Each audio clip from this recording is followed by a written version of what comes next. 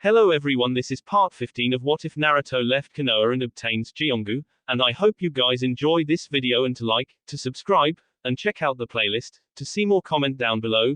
Now let's start the intro. They call me a god. They call me a god.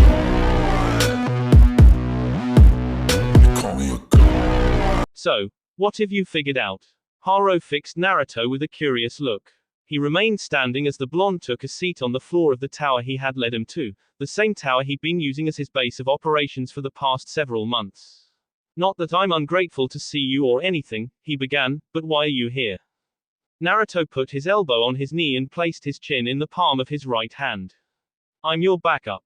A snort was the response to his glibness. Some backup you are, needing to be rescued. The blonde muttered something unpleasant under his breath that sounded suspiciously like, fucking genjutsu. Look, Pain asked me to come here and help you gather intelligence and dwindle down Hanzo's forces so that when he comes, which, by the way, sounds like he'll be doing pretty soon, he won't have to deal with any of the small fries. Pain-sama is finally prepared to liberate a Megakure. Apparently. So, if you'd be so kind as to share, Naruto gestured. Haro settled down cross-legged. See that tower over there? He asked, pointing to a structure in the distance that rose just slightly above all the rest. The tallest one. Yeah, that's where Hanzo lives. I assume you had a bit of difficulty sneaking into the village because of all the patrols, right? At Naruto's nod, he continued, well, Hanzo's tower is under the same kind of constant surveillance, only more efficient. Even in a Megakure, his paranoia is legendary. He doesn't come out to speak to the citizens, and everyone that goes to see him is checked thoroughly by his guards. Naruto raised an eyebrow. If he's so security conscious and paranoid, how'd you learn all of this? I doubt you were able to just go up to him and ask. The cobalt-haired male smirked. You'd be surprised what you hear on the streets when you actually blend in. Naruto grumbled a little, but didn't say anything. Hanzo's reputation is pretty impressive here in Am. Not that that condones what he's done. Yeah, Naruto said, waving off his companion's words. It had been enough listening to Haro preach his beliefs back in the Chunin exams. He didn't need a reminder of the cobalt-haired male's zeal for Pain's ideals. He climbed to his feet. Anyway, since you know more about this place than I do, I'm perfectly content to relegate the leadership position to you. So what's our next move? Haro also stood. If Pain-sama is coming soon, then we should figure out all that we can about Hanzo's security by staking out the tower. Maybe we can get a better grasp of what sort of numbers we can expect, or the skills of his guards. Naruto nodded. Sounds good. Time passed slowly when it consisted of squatting in only a couple of places, trying to get a working idea of how the hidden range security operated while not getting caught. After 5 days of little results, Naruto and Haro sitting in the latter's base, on a break from their routine of watching Hanzo's tower, were accosted by an orange-haired man with a fringe of hair on the right side of his face and the rest held in a high ponytail. The black piercings and ringed, grey eyes were telling, even if the rest of the man's appearance was unusual. Pain. Naruto hazarded. Yes. Haro murmured a polite, Pain-sama, as Naruto gazed at Akatsuki's leader curiously. What? He began, wondering as to his appearance, but then shook his head. You know what? I don't think I care enough. I once told you there were many forms of pain, the older shinobi stated. There are also many forms of pain. Naruto groaned a little at the wordplay. He hated riddles and the like. Where is Hanzo? Pain continued. The tower, Haro replied, pointing. Guards. 4 in his room at all times. More on the floors below. You two will come with me, Pain decided. While I deal with Hanzo, you will prevent any interference from those loyal to him. Cool, Naruto stated, cracking his knuckles as Haro unsheathed Kiba. The two teenagers followed Pain out, and it only took a number of minutes before they were on the building opposite the windowless tower Hanzo housed himself in. So how do we get in? Pain flipped through hand signs and then placed his palm flat upon the roof of their building. The spiky-haired visage of the man Naruto was used to dealing with appeared in a cloud of smoke. Naruto blinked, muttering, right, this makes sense. Perhaps one day you will understand, said the spiky-haired Pain. Now is not that time. He held out both hands so that the palms were facing Hanzo's building. Bansho Tenon, he intoned. There was a loud screeching of metal that lasted several seconds before a massive chunk was ripped from the side of the structure. Two amnin leaped out of the opening, but Haro crossed his twin katana together and uttered, Raiten, Raiga. Blue bolts of electricity arced out and struck the two range shinobi squarely in the chest. Naruto was already running through hand signs and inhaling a deep breath of air as the remaining two guards appeared in the hole Pian had created. Futon, Shinku Renpa. Slices of wind at varying angles burst forth from his mouth and entered the tower, making small grooves in the metal as they passed and shedding the blood of the amnin. Hanzo appeared after a moment, stepping over the corpses of his men, his strange eyes reminding Naruto eerily of Kakazu. You, he stated, looking at the spiky-haired Pian. I had thought you dead. More ninja were rushing up the stairs to stand behind Hanzo as backup.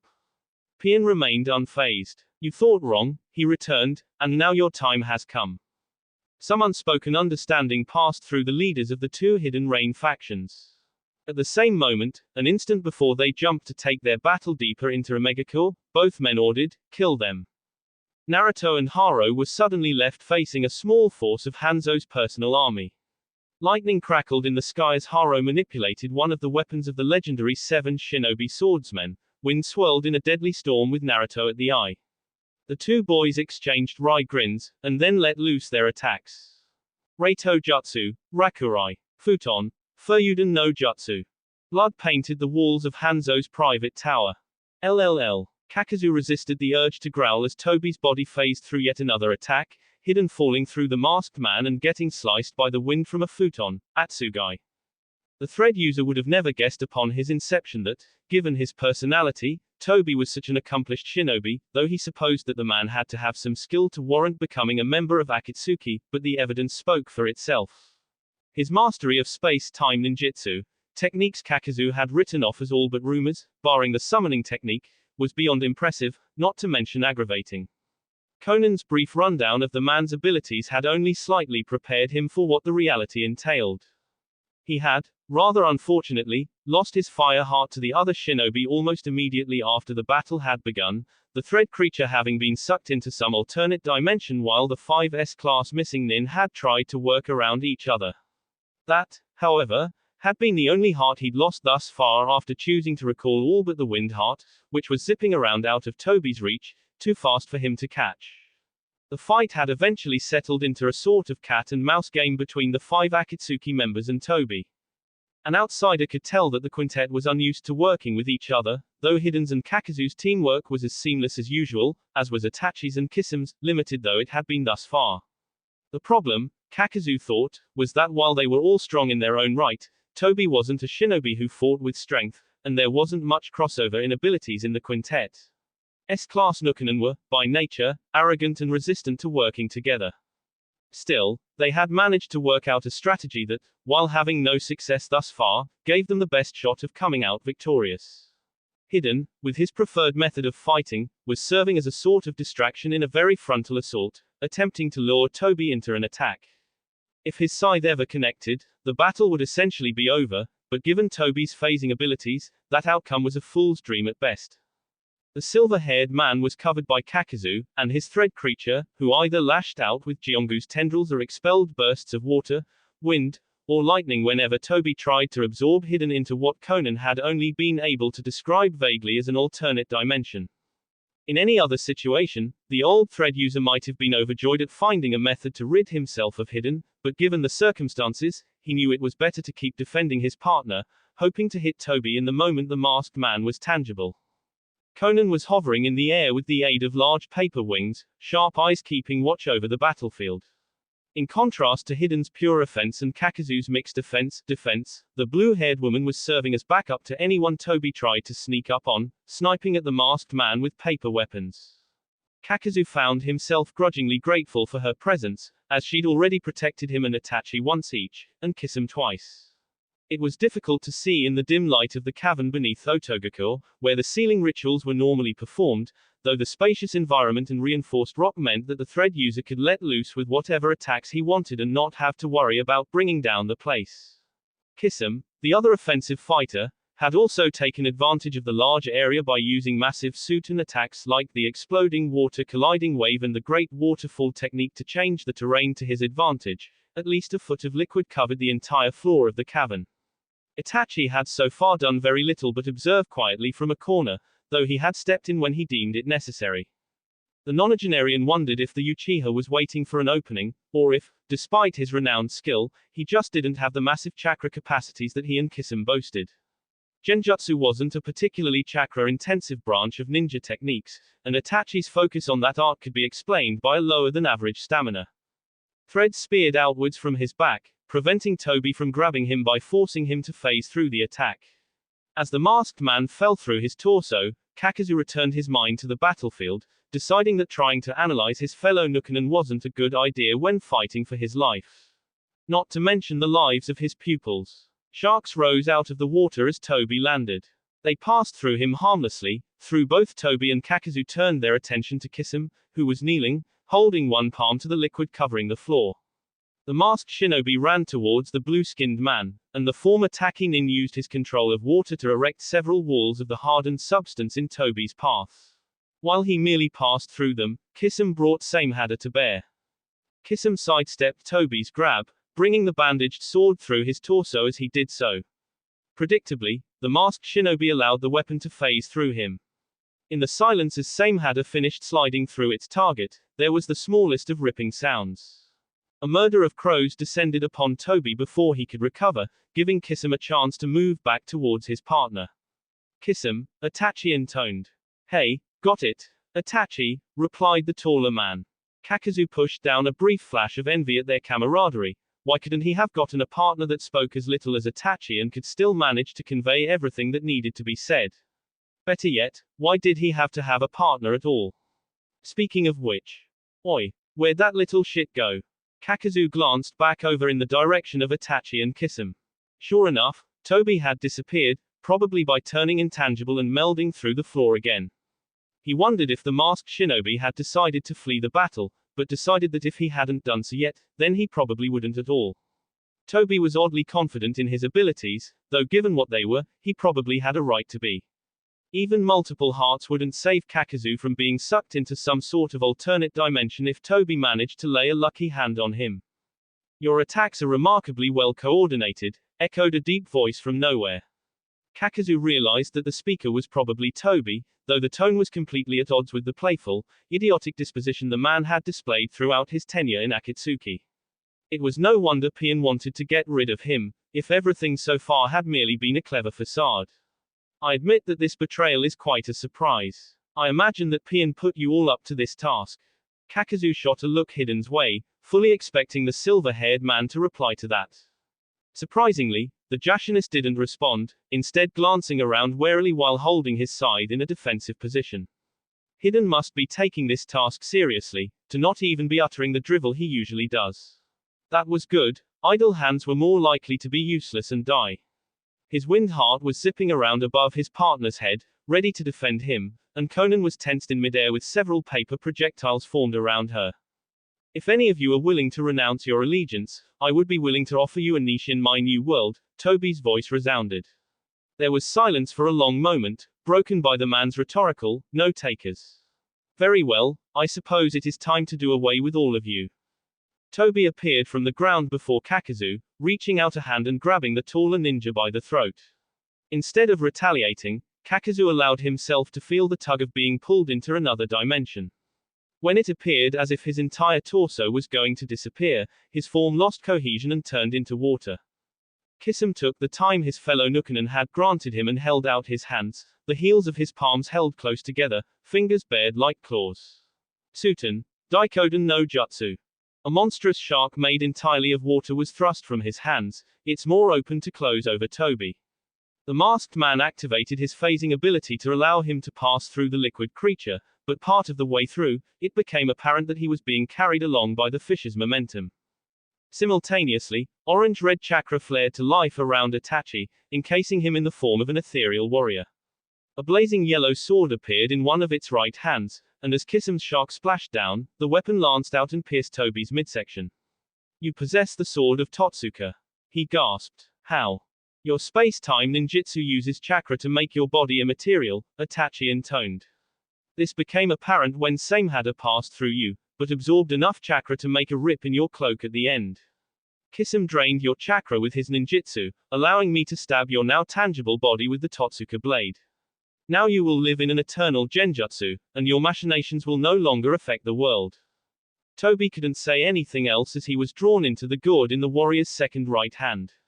The flames of chakra disappeared from around Itachi, and he subtly wiped a trail of blood away from his eye.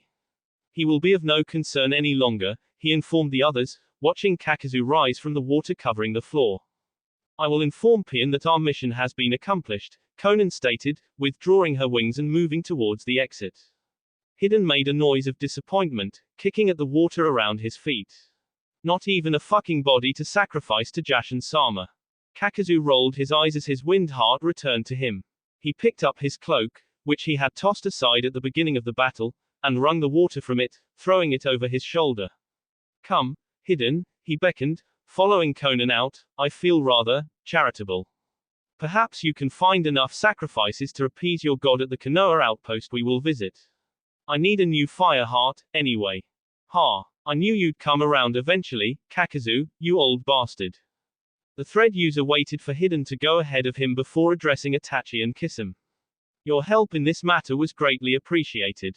He wouldn't admit that without the chakra-absorbing properties of Kisame's technique, or the sealing ability of Itachi's, he, Hidden, and Conan would have been unlikely to actually beat Toby by themselves. Hey, Fishbait's an interesting kid. I'd be interested in seeing how far he's come since our last fight. Itachi merely nodded at Kakazu before adding, his life is his own now. How very true, Kakazu thought, leaving the pair behind. LLL. Pian returned to the tower that Hanzo had formerly inhabited through the hole he had blown in the side, using the Deva path as his representative once again. Naruto and Haro stood stiffly at attention, and if either one was interested in commenting on the fact that Pian was back to using the spiky-haired body, neither mentioned it. Omegakure is free, he announced. Congratulations, Pian-sama, Haro murmured, bowing slightly. The orange-haired man inclined his head in acknowledgement of his subordinate. There are still things to be taken care of, but there are some other matters which require attending first. Ringed eyes fixed Naruto with an unwavering gaze. Zetsu found your associate crossing the land of earth border into the land of stone. I would like you to bring her here. She will be more receptive to your presence than his. Naruto didn't doubt that. Sure thing. He left as Pian's attention swiveled to Haro, discussing what needed to be done while they awaited his return, which included cleaning the Tower of the Blood and corpses of Hanzo's followers. Its proximity to the Land of Rain and small size meant that it took only a half day to actually get to the Land of Stone and begin searching for Fu. Naruto summoned a couple of chameleons to hasten the process along, sending them out in different directions with the order to find his fellow Jinchuriki, but to return to the Amishi border in 2 days regardless of what they found. The blonde was disappointed when he didn't find her, but upon rendezvousing with his summons, found Fu in the company of Kamakoso. Hey, he called, lifting a hand in greeting as the reptiles dismissed themselves.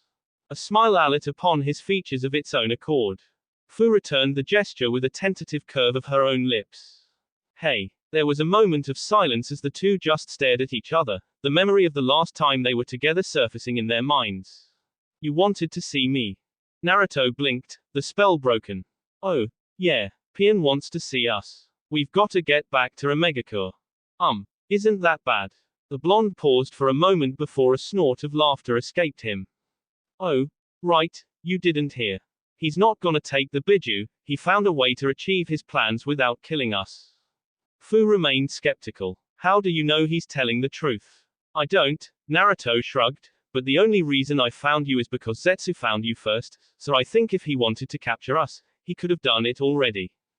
That was a pretty fair point, Fu considered, continuing to stare at her friend. Naruto was simply standing there, waiting for her to come to a decision, and though she felt a little bad for her apprehension, she knew that this choice was the equivalent of walking into a lion's den covered in meat. The blonde peered at her, a solemn look in his blue eyes. Don't you trust me? Fu sighed to herself, it really wasn't fair that he could do that. Of course I do. The return trip to Omegakure was filled with conversation of the adventures each Jinchuriki had undergone since their split.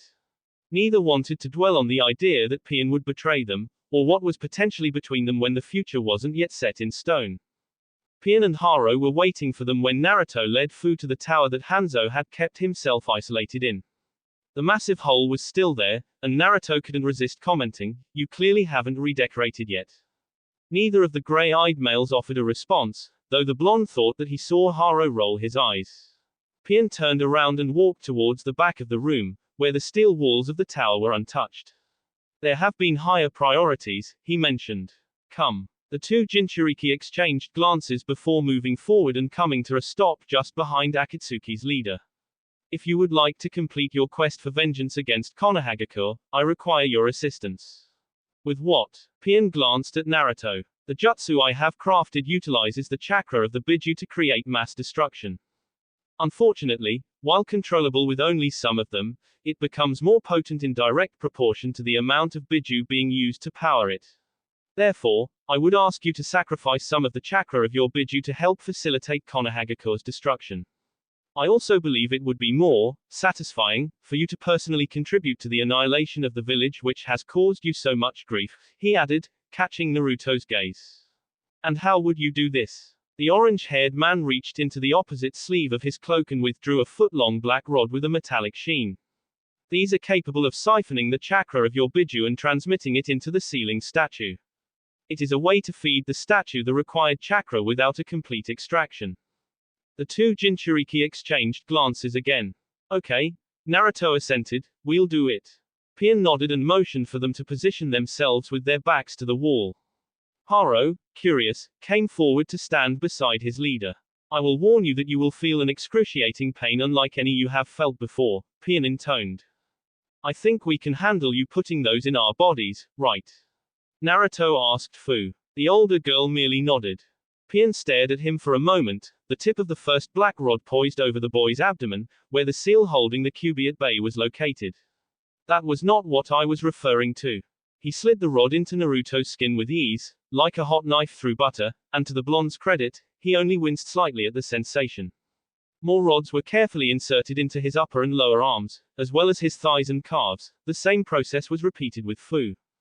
He took a single step backwards and peered at the girl before uttering, "Ah," as if struck by realization. Taking a step forward, he untied the slashed waterfall Hatei 8 from her right bicep, wrapped the cloth around the metal, and then commanded, "Open." She did as he bid, and Pian slipped the forehead protector into her mouth. She bit down on it reflexively. He approached Naruto and went through the same motions. "A precaution," he assured them. To Haro, he said, "Watch them. Make sure the ritual remains uninterrupted." The cobalt-haired boy nodded, and then Pian left.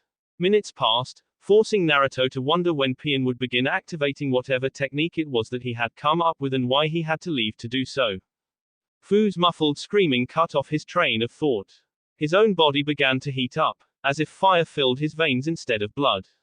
The Kyubi's chakra, as much a part of him as his own chakra, blood, organs, and flesh because of the seal, was slowly being sucked out of his body. Were he capable of forming a cohesive thought, he would have been forced to admit that Pian had been right. It was the most excruciating agony he had ever been forced to endure, even surpassing the pain Jiongu had caused him. Across the hidden rain, the sound of two Jinchuriki having a part of their very being pulled from their bodies echoed in the ears of the newly freed citizens. LLL. Danzo was in a rather foul mood, though he refused to let it show outwardly. Tenzo had missed his last two scheduled check-ins, a feat that was unheard of in the man's Anbu career. It could only mean one thing. He was dead. It was a horrible, frustrating conclusion to come to, given Tenzo's skill and special abilities. The loss of Hyuga Neji some time before that had been regrettable, though not as lamentable as the loss of the wood user. Now, Danzo's one surefire tool to overcoming the Jinchuriki of the other hidden villages, the few that remained, anyway, given what limited information he had received on Akatsuki's movements, was gone, and without even the recaptured Kyubi Jinchuriki as compensation. Tenzo's death and the Kyubi Jinchuriki's freedom didn't bode well for either Danzo or Konoha. The boy was clearly strong enough to defeat an elite Anbu, apparently without even having to draw on the Kyubi's chakra, given that suppression of the Biju would have significantly weakened him. For the boy to have left Konoha and never returned spoke of either severe distrust or dislike of the village hidden in leaves. Danzo would have to begin drafting some more secure defensive measures than those already in place in order to prepare for whatever might come. A massive pulse of chakra disrupted his thoughts, right before the windows of the Hokage's office exploded in a shower of glass.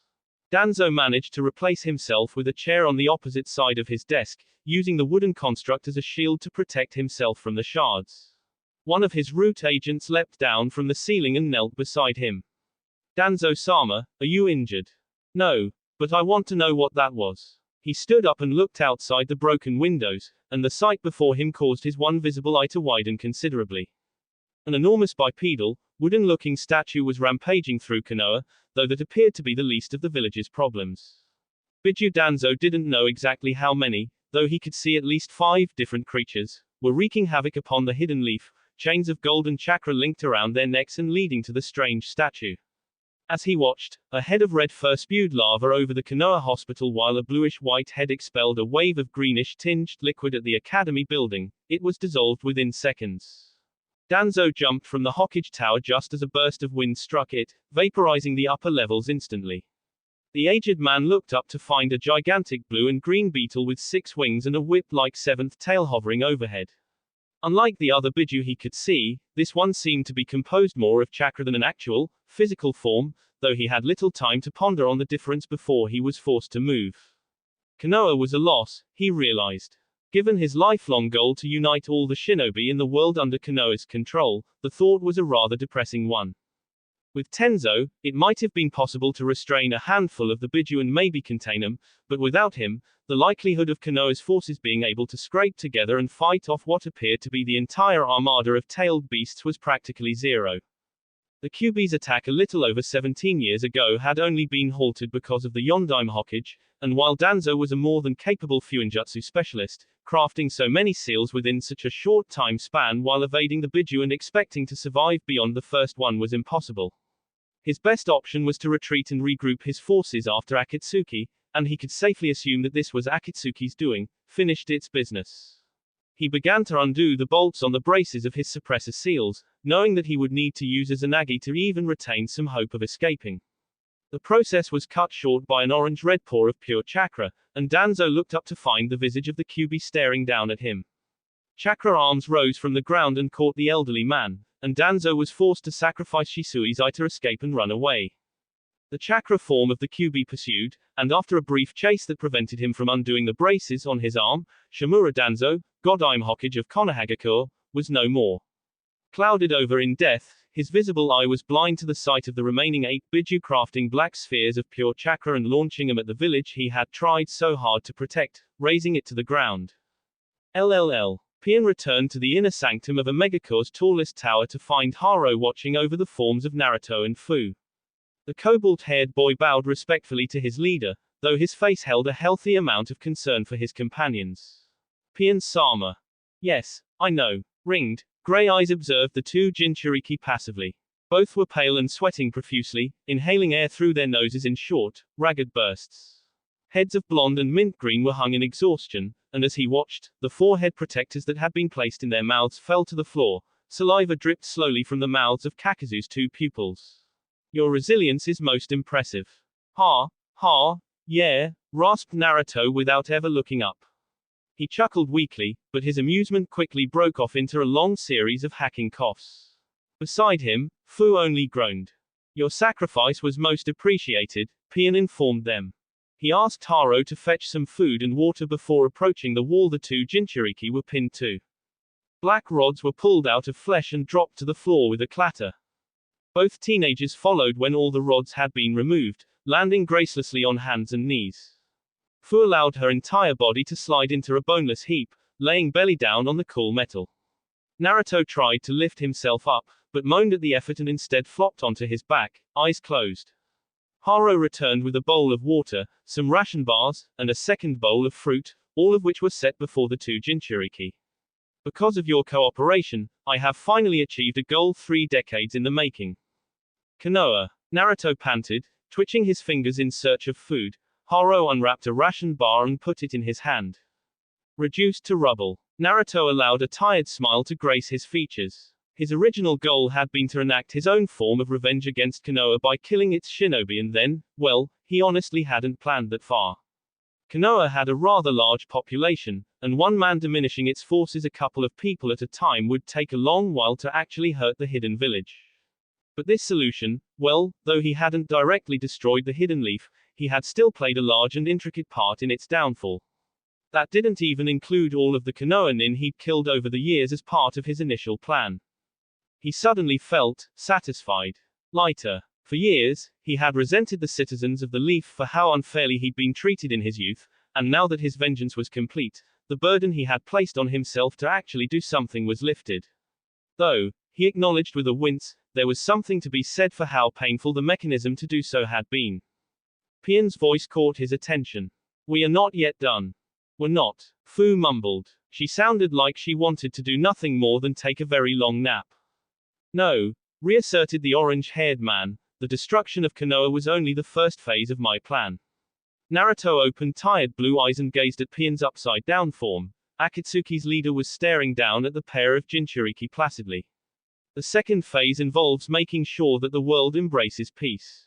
Naruto licked his lips, and Haro tipped some water from the bowl into his mouth before moving over to Fu and doing the same thing.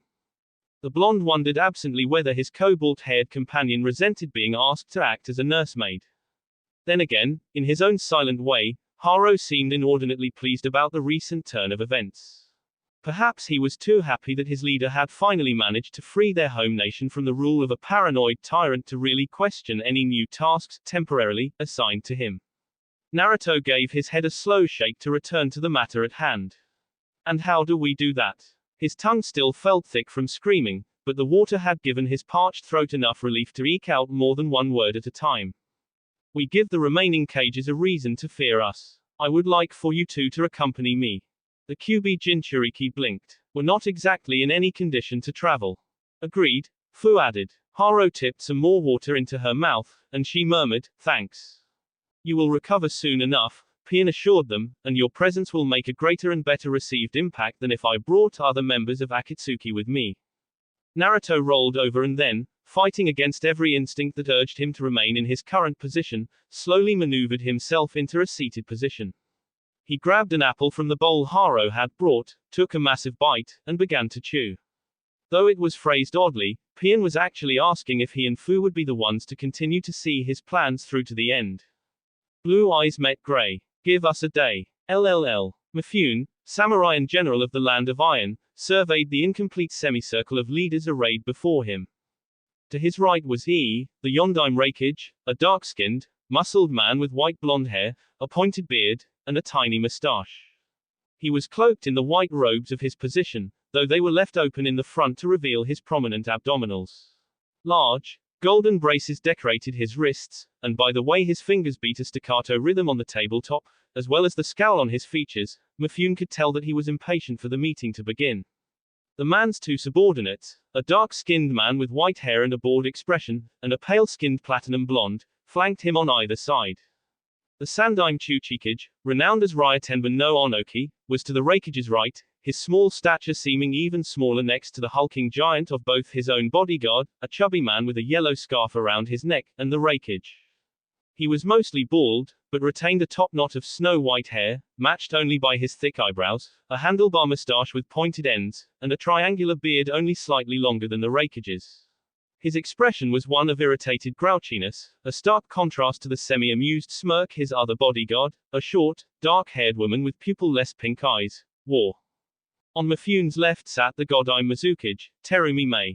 Her long, auburn hair was styled in a herringbone pattern, accented by a short topknot and two sets of bangs, one which framed her face and covered her right eye, the other which draped down her collarbone and drew attention to her ample bosom.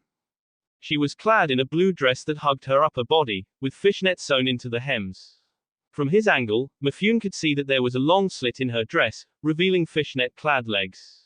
Facial expression as indifferent as the Raikage's white-haired bodyguard, her own accompaniment, a slight boy with misty blue hair and rectangular glasses, and an older man with slightly darker blue hair arranged in a spike and a patch over his right eye, looked nervous and serious, respectively.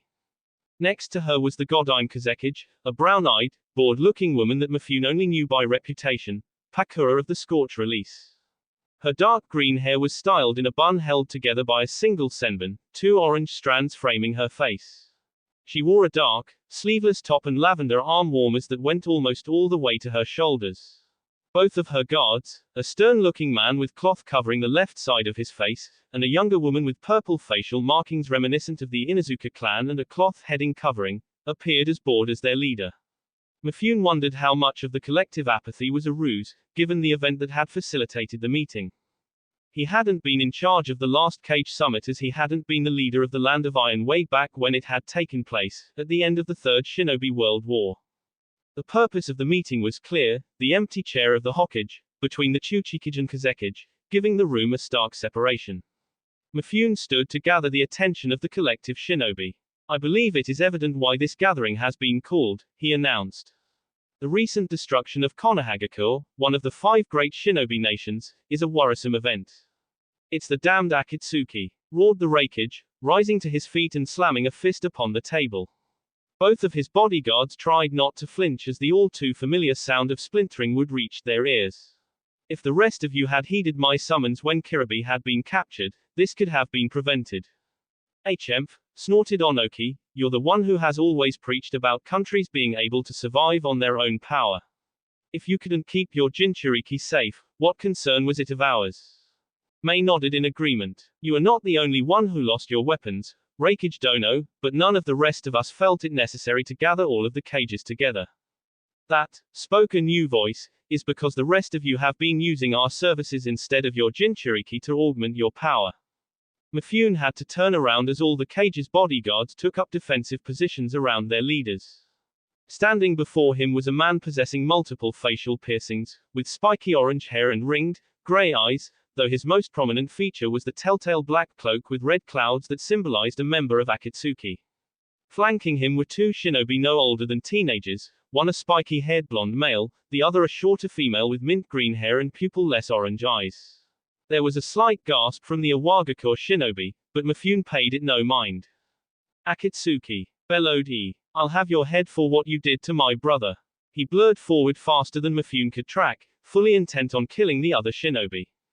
The orange-haired man was apparently ready for such an assault, as not a second passed before the Raikage was sent hurtling backwards, breaking off the back of his chair in the process.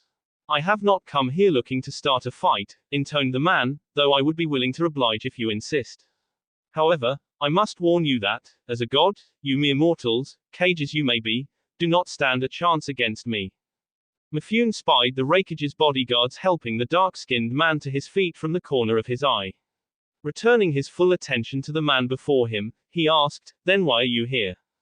My name is Pian, and as you might have inferred, I am Akatsuki's leader. I have come here as a diplomat, to have my peace heard by all of you. I have even abided by the 2 bodyguard rule. Ringed, grey eyes explored the room. If I had any interest in killing you, rest assured I would have brought the entirety of my forces.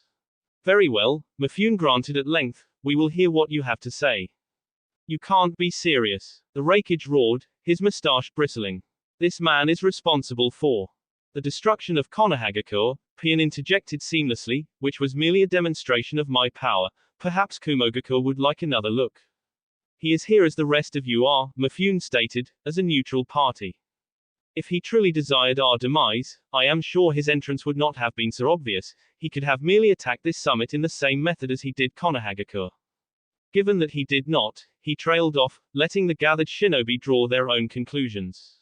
Your fellow cages have managed to restrain their outbursts despite their unease. Please sit down, Raikage Dono. He did as he was bid after a long moment of glaring, his abhorrence clear on his face. Would you like a seat, Pian? The lack of an honorific, and thus, respect, wasn't lost on anyone present. No, I shall remain standing. I trust the gathered parties as much as they trust me. Mifune nodded and returned his gaze so he was staring once more at the 4 cages. Why are you here? Mei asked frostily. Despite many of your villagers using Akatsuki for your own purposes in the past, Pian began, you lack understanding of what our goal is. We are not a mercenary group for hire, nor are we a method to bolster your forces during war, we are the solution to war, a method to create peace. Onoki snorted again. Your way of spreading peace is certainly backwards. You've destroyed one of the 5 great shinobi nations. Konohagakure received what it deserved, Pian returned, a tinge of coldness in his voice. It has started and been embroiled in the most wars, and has wreaked more destruction than necessary. Do not pretend to be sorrowed by its destruction, Chuchikage, Konohagakure inflicted grievous injuries upon your forces in the Third Shinobi World War. Sunagakure also benefits from its disappearance. Reparations have been costly, have they not, Kazekage? Not having to live under the thumb of Konoha relieves my village of a great burden, Pakura stated calmly, speaking for the first time since her contingent's arrival. Additionally, Akatsuki's removal of Shukaku from our possession has allowed my people to live in less fear of being killed by one of its own. You sound like you condone Akatsuki's actions, Kazekage Dono, Mei said. The actions of the previous Kazekage left sooner in shambles, Pakura replied, her tone bland. We have been neither as prosperous nor as strong as we were during the days of the Sandaime Kazekage. If Akatsuki has a solution to this issue that betters life for my people, I am open to suggestions. You propose listening to this lunatic. Spat. You will all listen to me, Pian said, raising his voice slightly. While Konohagakure had the most infractions against it, all of your villages have ravaged the land with your war. I will not tolerate such action to continue now that I have the power to stop it. All of your biju, your weapons, are within my possession, and I have no compunctions about using them against you if my requests are not met. And what are your requests? Mifune asked. Omegakure will take Konohagakure's place as the fifth of the 5 great shinobi nations. It will be a place of refuge for anyone willing to comply with its rules. In addition, there will be no more war. The world will be a better place with peace ruling. People need not experience pain ever again. Your proposal all but disintegrates the need for a shinobi system, Mei said. Pian turned his gaze to her. Perhaps, though I have little doubt that there are other ways to make shinobi useful. Nukanen from your villages still roam the world, do they not? Without focusing on methods to usurp the powers of the other villages, you can devote more energy into tracking down these threats to peace. In addition, shinobi have prowess which normal civilians do not. They could offer their services for the betterment of your village. Onoki squinted at the orange-haired man. And if we refuse to comply with your demands? Gray eyes focused on him. Then your village will be destroyed, Pian responded flatly. Konohagakure is now rubble, I can do the same to any of your villages. In addition, Akatsuki is comprised of Nukanen from most of your homes, Deodara, Akasuna no Sasori, Hoshigaki Kisame, he stated, turning from the Chuchikage to the Kazekage and Mizukage in turn. They are just a couple of the members within my employ, and I can learn all the secrets of your villages that they know. Onoki's hands gravitated towards each other, a spark of his legendary Keke Tota forming between them at the implied threat. Lightning flashed around the Reikage, and the area around the Mizukage began to become distorted with heat. If that still does not appease you. Fu stepped forward, the beginning of her own Jinten technique appearing in her palms. Naruto was right beside her, a nimbus of glowing energy encircling his clasped hands. You should be aware that the last surviving Jinchuriki work for me, Pian finished. Much of the fight seemed to go out of the room at that announcement, Onoki's dust release dissipating into nothing. She can use Jinten. He gaped. Beside him, the Reikage was exchanging heated words with his dark-skinned guard. Pian placed a hand on each of his subordinates' shoulders, silently telling them to relax. Both released the prepared techniques.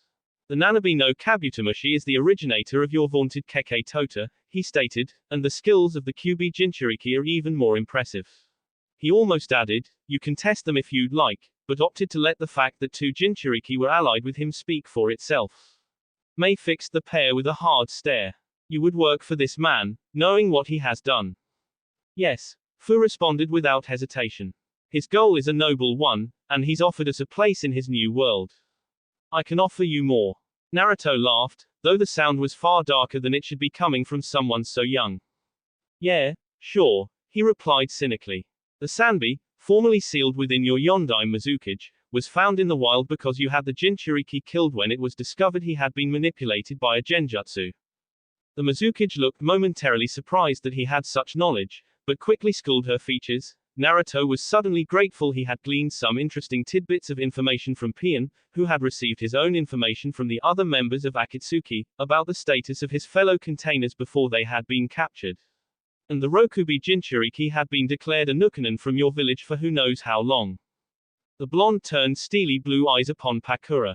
Your Jinchuriki was a certifiable head case who believed killing people was needed to prove his existence. A slight shiver ran through Fu at the memory of Gaara, causing Naruto to scowl. He turned to Onoki. You sent a measly 8 shinobi to try and track down your Jinchuriki, who had been all but exiled from your village and was living in the mountains. I know because I killed them. And your other Jinchuriki, well, from what I heard, you didn't even bother going after him, and he was the first one Akatsuki kidnapped. He stated, thumbing towards Fu, and I were mistreated and spurned for things we never had any control over in our villages.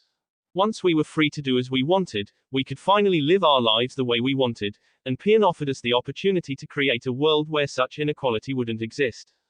And you think that was stupid enough to ally ourselves with one of your villages? Don't make me laugh, he scoffed. Kumo treated its Jinchuriki fairly. The Raikage barked. Yeah, the blonde drawled dryly, his tone rife with cynical disbelief. You apparently seem to be the exception rather than the rule on many accounts. We're not joining you either, though. You may try to sway them to your side, but your village's treatment of Jinchuriki is common knowledge, Pian intoned. Your breath is wasted. You have 2 options, submit to my demands, or resist, and perish. Silence reigned in the small building as the assembled cages and their bodyguards weighed their options. He still looked enraged, and beside him, Onoki had a troubled expression on his face, trying to come to terms with the knowledge that, not only was there another living person who could wield Jinten, but that a teenager who looked remarkably like the Yellow Flash, Iwasbane, was standing before him. Mei still appeared coolly indifferent, though the heat emanating off her belied her true feelings. I accept Pian's terms. All eyes shifted to look at Pakura, whose face was placid. You mean to side with these cutthroats and anarchists? Roared the Raikage. What you perceive as anarchy is merely a clash of our ideals with yours, Pian interrupted. Your wars have ravaged my home. Pakura held up a held, and Pian, curious to hear what she would say, inclined his head in a modicum of respect. The green and orange-haired woman turned her gaze to the Raikage. You are too blinded by the loss of your brother to see the big picture. For one thing, Akatsuki, which until now has been thought to be comprised of mercenaries, has rather unnecessarily followed the rules of the Cage Summit in an attempt to fill in the vacuum left by Konoha's destruction. In a world where this man, she gestured towards Pian, controls the most powerful forces we are aware of, such an action is not indicative of someone bent on world domination. Kumo has also not experienced what it is like to deal with a Jinchuriki who is hated and feared by its village in many years.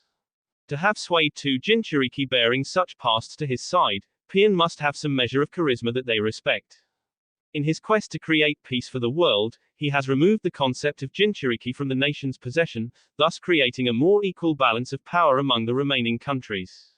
This will exclude Am, but given that it already controls the remaining Biju, having 2 active Jinchuriki will make no difference. Perhaps when the Jinchuriki pass on, the Biju they possess will be sealed in the same fashion as the rest. She posed. Pian inclined his head once more in assent, if only to offer some reassurance to the woman. Pakura continued on, given that Pian has already reduced Konoha to nothing, he has the power to destroy anything he deems appropriate. As he is proposing a solution which does not use such a devastating methodology, it would be foolish to go against it. I do not necessarily agree with how he went about instigating his idealism, but he has achieved something that the world has yet to see, assuming the rest of you choose to do the intelligent thing and submit. With Konoha no longer restraining our growth, Suna can once again become strong. We appreciate this opportunity, she directed at Pian. You will see no trouble from us. Pian nodded at her before passing his gaze around to the other cages. One by one, the rest of them acquiesced to his demands, though only Pakura's expression remained free of any soreness or hatred. I will take my leave now, he intoned. Know that I have no interest in the land of fire, and you may divide up the land as you like, peaceably. I will be watching for any breach of our contract. With that, he turned and swept out of the building, Naruto and Fu on his heels. They walked through the dozens of fallen samurai, all knocked unconscious on the trio's way into the Cage Summit. They actually caved into your demands. So, now what, Amekage-sama? Naruto asked, a teasing note in his voice. The cages are not so easily persuaded, Pian informed him. The Kazekage's intentions seem sincere, but I do not trust the rest of them to retain the same goodwill.